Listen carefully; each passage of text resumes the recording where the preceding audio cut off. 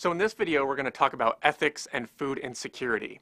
And a way of dramatizing the issue at stake here is thinking about what you might call two different food realities in the United States.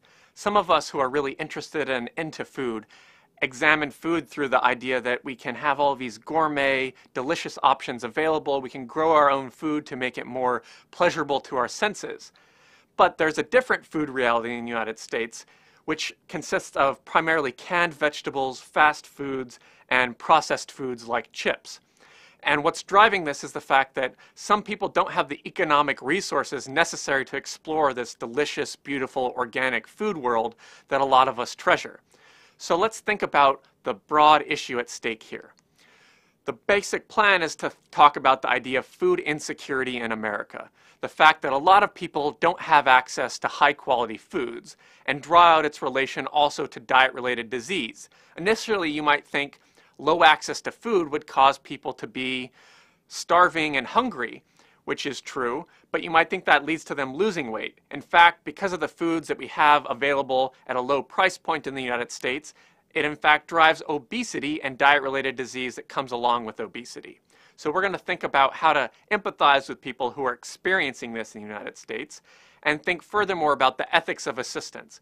What do the people who have access to good quality food owe to those who do not? Furthermore, should the government be involved? Do they have a special responsibility here? And given the practicalities of the governmental situation right now, will it? So one way of getting the issue on the table is just looking at some raw data. So the USDA did a survey trying to gauge food security in the United States in 2003. The results were that roughly 15% of Americans experience low food security. So what does low food security mean? They gauged this using a survey. The survey asked people questions like, were you worried whether or not you would have enough food for your next meal? If so, how frequently were you worried about this? So they had a long questionnaire, which you're seeing now in front of you, with roughly 10 questions gauging these kinds of issues. On the basis of this survey, they were able to judge how many people were experiencing food insecurity in the United States. The results were actually quite telling. The results were that basically less than 10% of people who were food secure answered in any reasonable way to this question, yes. So there was this outlier of people who really just almost never answered yes, but when they did, they said it was not very frequently. Whereas the people who they classified as food insecure answered positively to these questions, in most cases over 80% of the time, and said that they very frequently would answer yes to these questions. So even though they were using a questionnaire, this was not a very subtle distinction that needed to be drawn statistically. It was a very robust distinction between food insecure and food secure. All right, so that's the basics of food security. Let's think back about the statistics. It says that roughly 15% of American households are experiencing this. So these are people who, despite, let's say, having a job and receiving some assistance from the government, are still unable to know where their next meal is coming from. And this has really drastic results. Their children are going to school hungry and less able to learn. They're going to work hungry and less able to achieve in the workplace. So this feeds into a really complex situation in the United States. You have, on the one hand, processed food prices going down. That means those who don't have a lot of economic resources can have these more available to them. And you have the cost of fresh vegetables going up proportionally. So if you have $3 to go around, you can either buy 300 calories of fresh whole foods or almost 4,000 calories of sugary, high-caloric processed foods. So that just tells you exactly what's happening in the United States. The documentary Place at the Table details this in really compelling form. What we'll see is that we now have a really interesting relationship between poverty, food insecurity, and diet-related disease. So in the United States, we have roughly 45.3 million Americans living in poverty. And furthermore, we have 49.1 million experiencing food insecurity. In fact, that number goes up to 61.3 million if you include those with low food security. And as a result of this, you're getting diet-related disease for the reasons I described. Those foods available to the food insecure tend not to be healthy. So the result here and the numbers should have you asking a question. Why are there more people experiencing food insecurity than poverty in the United States? The missing link here that you should be thinking about has come under the title of food access. Think about food access. Whether or not you have availability of healthy foods in your immediate community. A lot of people who are in poverty also have issues with transportation.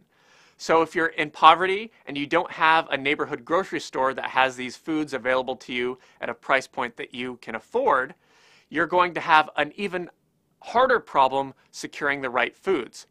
So this is the concept of a food desert also that has been introduced in recent conversations. So do you in your local communities have access to the kinds of foods you need? So you have food access and poverty driving food insecurity, resulting in diet-related disease. There's another factor to think about here, which is the kind of psychological state those who are in poverty are experiencing. So we're going to have you do a reading from Torado, and here's a really telling passage she has from it, not about eating, but about the related issue of smoking. She says, "I smoke. It's expensive. It's also the best option that I see. I'm always exhausted. It's a stimulant. When I'm too tired to walk one more step, I can smoke and go for another hour. When I am enraged and beaten down and incapable of accomplishing one more thing, I can smoke and feel a little bit better, just for a minute. It is the only relaxation I am allowed. It's not a good decision, but it is the only one that I have access to. It is the only thing I have found that keeps me from collapsing or exploding." You can imagine the parallel issue playing out with food. People who don't have access to healthy food and are generally experiencing the consequences of poverty could be buying foods like chips and soda for the exact same reasons. They give them a kind of immediate calorie hit that relieves some of the issues that they're experiencing. So you have this link now between poverty directly and things like diet-related disease or consumption-related disease. There's another fourth factor here that is really important to think about because it is in a way the key to understanding this complex situation. And that's the fact that food insecurity also drives what economists refer to as stunting. The basic reality is that people who are food insecure in childhood do not develop the same kind of cognitive capacities and learning abilities that corresponding students that do have access to food do.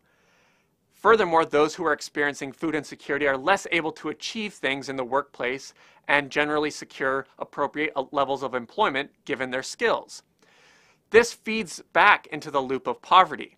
Those who live in poverty experience food insecurity, which causes stunting both developmentally and achievement-wise in the workplace, which leads to further poverty because they are no longer able to compete in the workplace in the way that their peers who have food security are.